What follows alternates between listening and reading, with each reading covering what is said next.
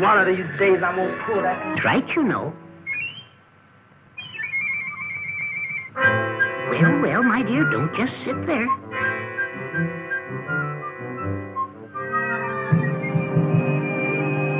Go, help! My glasses. Steady now, steady. Careless children. Ouch! Young lady, you should be more careful. Glass, you know, light bulbs made of glass, my dear, should be treated with respect. However, no real harm done. None at all. Our glass is made very strong and tough. Oh, allow me to introduce myself. Professor J. Lumen Lightly, Ph.D., G.E., President of the Little Men's Chowder Marching and Lamplighting Society. How do you do, sir? I'm Nancy. Fine, fine. Excellent name, excellent. Oh, pardon me a moment while I generate.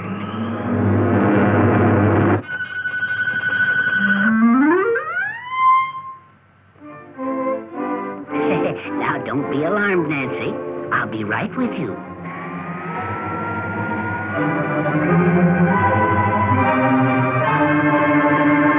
By the way, let's see why this book is so interesting that it kept you from putting in the new bulb.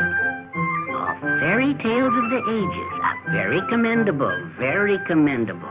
Fairy stories are excellent reading, excellent. However, if you really enjoy that sort of thing, there's more magic right here than you'll find in a dozen such books. Right there? Certainly, Nancy. Here in the lamp bulb. Now just hop inside for a minute and I'll show you. But I couldn't. I'm too big. Fiddlesticks. Now you leave everything to me. Now just a second while I get up to speed. Here we go.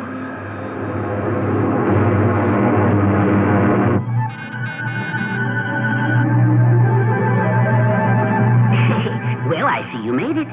Now for the real magic. Just look at that filament, that curly wire in front of you that looks like a big spring.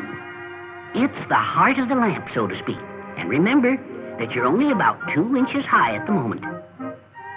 Actually, this filament is only 5/8 of an inch long. Yet, it's coiled from a tungsten wire 20 inches long and much finer than a single hair from your pretty head. In fact, to get it so fine, it has to be drawn through tiny holes in diamonds. Each little coil is only 1/1000th of an inch away from its neighbor. But they mustn't touch each other, or the lamp won't work properly. Now, how's that for magic, However, the tighter the filament is, the better it'll work because it won't lose so much heat. So we coil it again, which gets it down to its final length of only 5/8 of an inch. Coiled coils are only 7,000. None of the tiny coils or the bigger ones touch each other. By the way, Nancy, do you know how much 1/1000th of an inch is? Well, it must be very small. Small indeed. It's just about 2/3 of 1/12th of nothing divided by 7.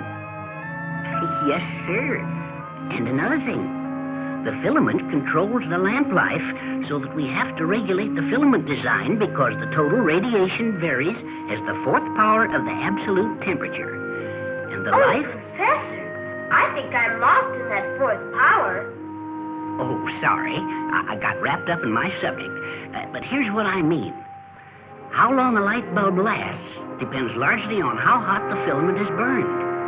When our scientists know how a bulb is to be used, they control the temperature of the filament to give the proper balance between the most useful light and the longest life. How do you mean? Like this. A filament burned only red hot doesn't give much light, but will last for years. That's as it is in a heat lamp. But when you need a tremendous amount of light from a bulb, its filament has to burn at a superheat to produce that light, but will live as a photographic lamp. The bulbs you use in your home are so made that the filament burns at just the right temperature to give you lots of economically useful. I suppose, Nancy, that you think a fine watch is a real marvel of accuracy. All those little screws and gears and things. But when you stop to think of the truly amazing precision and uniformity of this tiny bit of coiled wire, And when you also realize that we make millions of these little marvels all just alike, and remember that they're only one of many parts of a light bulb which you can buy anywhere in the United States for only a few pennies, I think you'll agree with me that you are at this moment standing inside an object as amazing as anything in your book of fairy tales, huh? Ah, yes. But we must get you out now. You do look a little bit cramped. There we are, as good as new. But don't go away. We're just getting started on this magic business. E to the x plus the square root of 2. Lamp rise up and light up too. Aha! Now then, here's a little number with a lot of very special magic. But it's just like the other one. Well, we'll see about that. Here, Nancy, take a good look. My goodness, it's tiny. Is it really a lamp? I mean, will it light up? Certainly.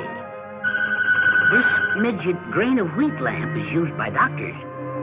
It's only 1/16 of an inch wide and 1/2 an inch long.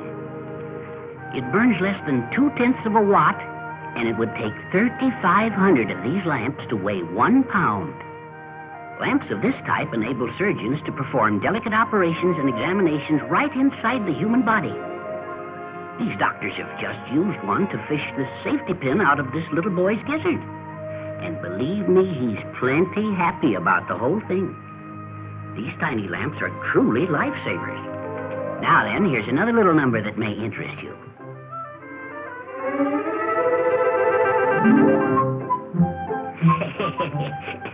Surprised you, eh, Nancy? Never underestimate the old professor. Well, go ahead. Pick it up and look it over.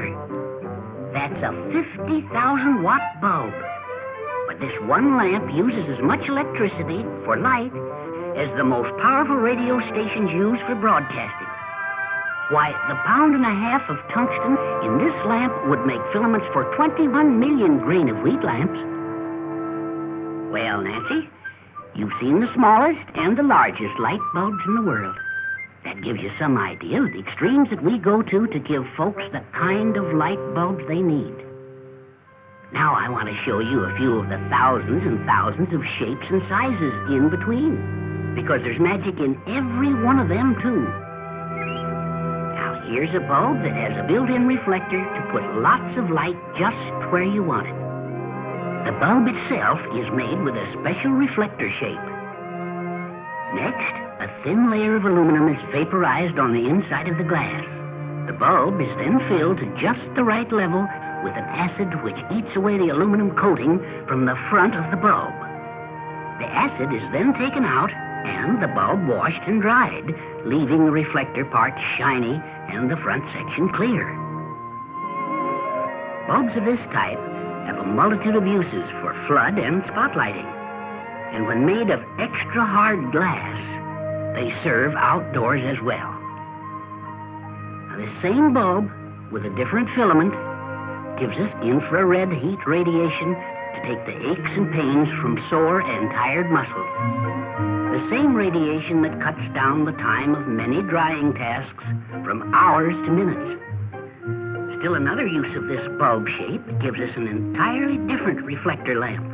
It is the sun lamp, which is rich in vitamin D and provides us with tanning ultraviolet radiation of nature's sunshine. Today, these 3 lamps bring the light, warmth, and health protection of sunlight indoors whenever and wherever we want it. Now we come to one of the most revolutionary lamps ever developed, the all-glass sealed beam headlamp that never grows dim. Your daddy has them on his new car, Nancy, and he'll find that right up to the end of its long, useful life, the lamp will be giving as much light as it did the day he bought his car. This is possible because the entire headlamp is a one-piece unit. The accurately molded reflector and lens are made of rugged, hard glass and are fused together so the dirt and moisture can never enter to affect the mirror-like built-in reflecting surface. The whole thing is one big light bulb. You see, Nancy, Old-type headlights were made of separate parts: lens, reflector, bulb, and gasket. And after a short time, the bulb got black, dirt and moisture tarnished the reflector, and cut the light way down, in half in many instances. Yes, in the old days, your dad's headlights were pretty difficult to drive behind. But now he can see comfortably and drive with much greater safety. He gets new car lighting always. The same revolutionary principle has been applied to many other types of lamps, such as the airplane landing light and the locomotive headlamp, which certainly have to be brilliant and dependable. Goodness, Professor Lightly, I never realized there were so many different kinds of such important light bulbs. That's true, Nancy. When most people think of light bulbs, they think only of the bulbs they use in their homes.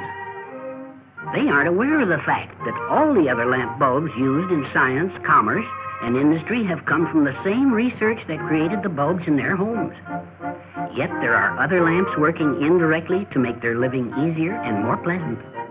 Why, we even make a bulb that works deep down under the ocean to help divers in their dangerous but necessary work. Now, just a moment while I get my magic wand. Now then, we'll go on a little trip and take a look at a few of these unusual lamps. Are you ready? Here we go. Integral x dx times 3. May the powers of light fly away with thee.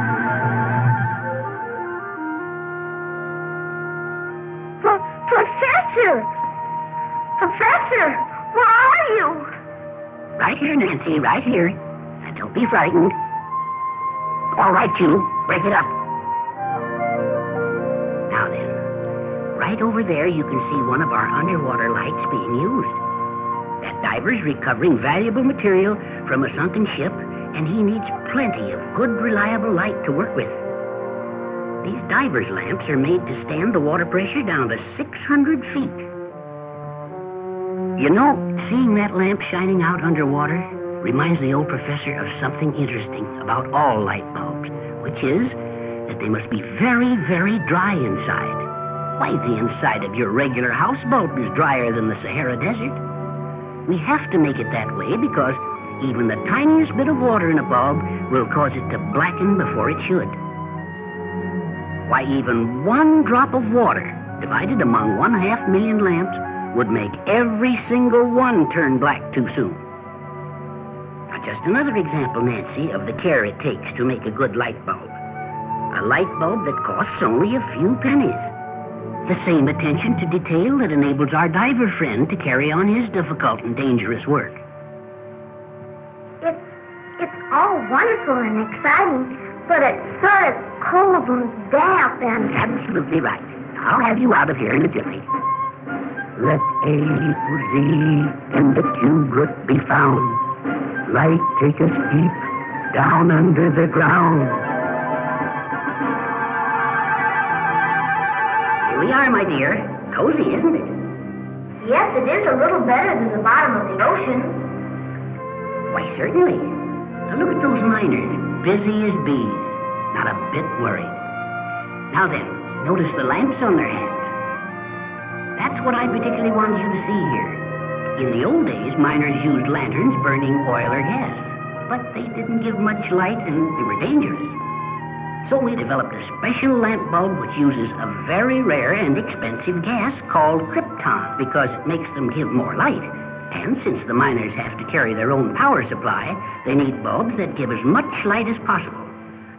Saving lives, making work easier, that's our job. And speaking of safety reminds me of something else about our old friend, the 60-watt house bulb. Safety is built right into it, too. Every light bulb of 40 watts or more, used for general lighting, carries its own fuse. In older type lamp bulbs, which had no fuse, electricity might jump between the wires, causing an arc which would break the bulb. To prevent this, the lamp fuse was developed. The lead wires of the bulb are different. One's a copper wire, the other is a much finer special alloy wire. It is the fuse. Now, in this modern bulb, the fuse air burns out and so stops the arc before it has a chance to break the bulb.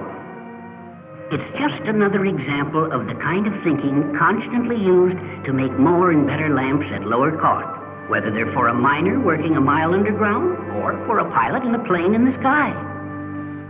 I think it'd be fun. All right, and we might just as well pick up your easy chair so you'll feel comfortable. Y plus Z times 2x squared. Light fly us high, fly us through the air.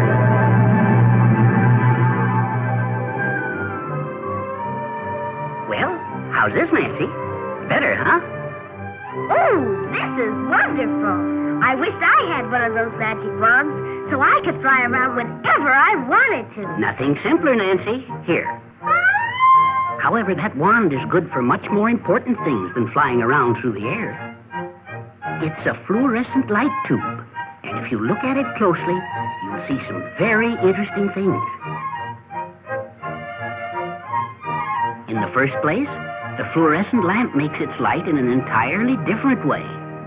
It is called an electric discharge lamp.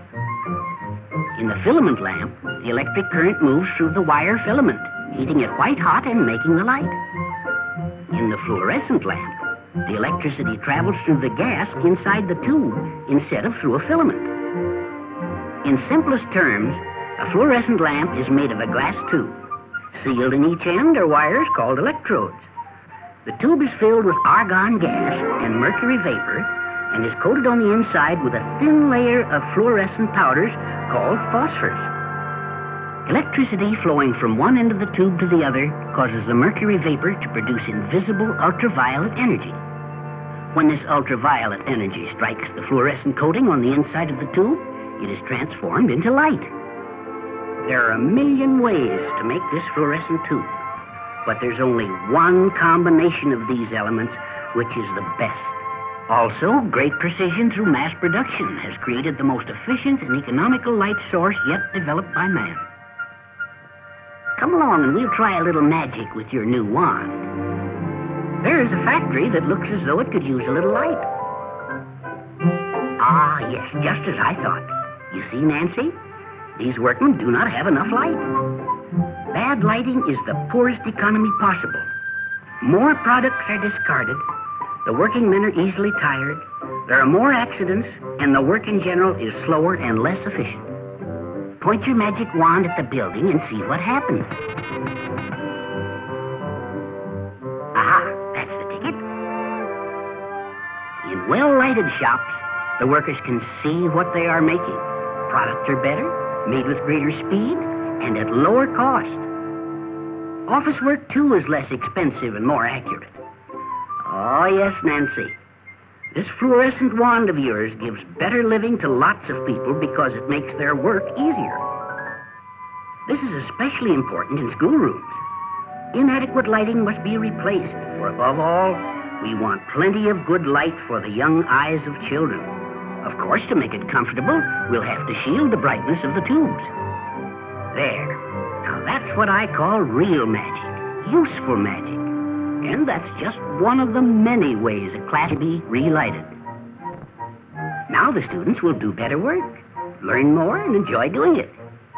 When it comes to study, Nancy, there's nothing like throwing a little light on the subject. We've brought more enjoyment and comfort to grown-up eyes, too, by bending our magic wands into circles. We call them fluorescent circlines. They give abundant light that is smooth to look at and to see by. And speaking of eyes, I believe I see trouble approaching. Yes, definitely. Airborne disease germs. Oh, you better let me take the magic wand. These fellows may be too much for you. I'll just change the glass so that the ultraviolet can come through. Here we go. P times Z plus ultra V. Rays destroy the evil I see.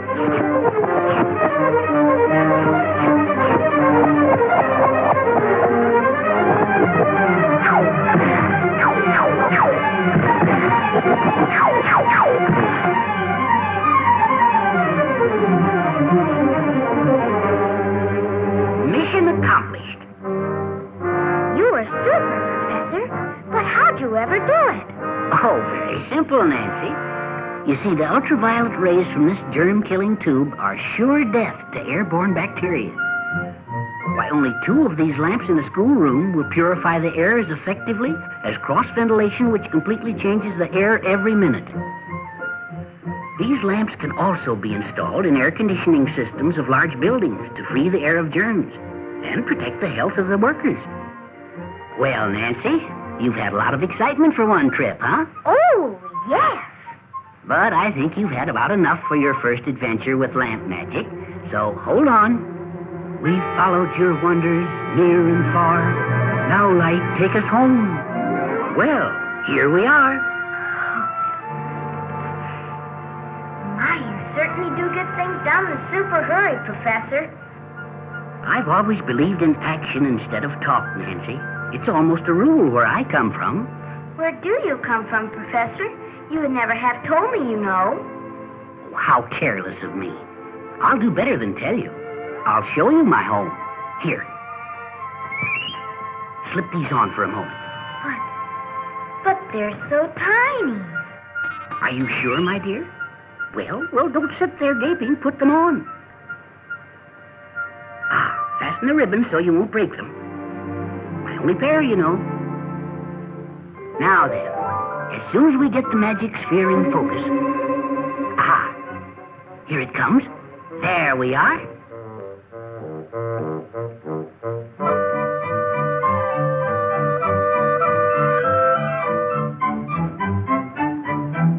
Naturally, I spend a good deal of time in the laboratories at Nela Park, the headquarters of the General Electric Lamp Department. What's that big building with the light on top? That's the building in which we develop new lamps and standardize on materials, methods, and equipment, so that no matter which factory they're made in, they'll be of the same uniform high quality. Why does it make so much light? That's where we test thousands of bulbs. Samples from every factory are tested to make sure that they're as good as we want them to be. Each one of the thousands and thousands of lamps tested is given a number when it comes into the testing room. And from that time on, a complete record of its performance is kept until it finally burns out. In this way, we know exactly how the lamps will perform. We can be sure they will give light at its best with the lowest possible cost for the use to which they are put. Another building houses the world-famous Lighting Institute of Nela Park, which has become a school for the lighting industry. It has been a conference center since 1923, teaching how the results of research and manufacturing are put to work. Here, every imaginable kind of lighting is studied, from store windows designed to attract trade and sell goods, to sun decks for health and relaxation. We even work with black light that you can't see, but which makes certain materials glow, giving beauty to decoration. Here in the Institute, men and women from all over the world study how modern lighting can help to make their operations easier and more profitable. On an average, 30,000 of them come to the Institute every year. You know, Nancy, when you stop to think what our life would be like without light, you begin to realize the marvels of some of the things that we've been looking at. Light really is magic, isn't it, Professor? Magic indeed. Think of the magic in flicking a switch that instantly brings the glow of sunshine in a home at night. The joy of dining in a soft yet stimulating light. Light is the color of decoration, the warmth of hospitality. It is safety from accidents and prowlers. Getting the family's meals day after day is a task, but it's a lot easier and more pleasant with good light. Glare-free and shadowless light is the protection for young eyes that have so much to learn, for most of our knowledge comes through our eyes. Good lighting is the comfort and relaxation that turns a house into a home. Truly, there's almost no limit to the jobs light does for us. Tiny lamps are the indicators in the nervous system of our civilization and in our daily work. Giant lamps are the sentinels guiding our far-flung commerce in the air and on the sea. Light is a protector in the hands of law and order, a public safeguard, and aid to business. A helping hand on the farm. It is our friend in times of trouble and our comrade in times of joy. Exciting. Relaxing. Entertaining. Revealing. Life-giving. Yes, Nancy, way of life could not exist without light. Standard of uniformity. An organization dedicated to the purpose of making a product that contributes to easier, more productive, and more pleasant living, and whose ideal has always been the fostering of intensive research to make lamps that stay brighter longer. Well, Nancy, it's been a real treat for the old professor to show you some of his magic lamps. But now it's time for him to go to work again. Production, you know. Research, efficiency, carry on and all that. Goodbye. Oh, my glass, my only pair, you know. But they're too big now. Tut-tut now. Are you sure? Thank you, Nancy. Now be sure to put this new bulb in the lamp. And, Nancy, don't forget your old friend, the professor. But above all, never forget the importance of light.